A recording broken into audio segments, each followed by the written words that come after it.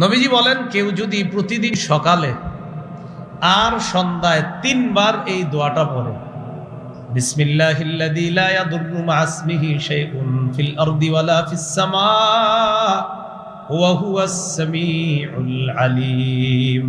এই দোয়াটা কেউ যদি সকালে 3 বার পড়ে, বিকালে 3 বার পড়ে, আল্লাহর নামে লা ইয়াদুররু মা ইসমিহি শাইউন, আল্লাহর নামে কোনো জিনিস ক্ষতি করবে না, ফিস সামা শাইউন ফিল আরদি, জমিনেও ক্ষতি করবে না, আসমানেও ক্ষতি করবে না, ওয়া হুয়াস সামিউল আলীম, তিনি সর্বশ্রোতা সর্বজ্ঞানী। এটা হলো এই দোয়ার অর্থ।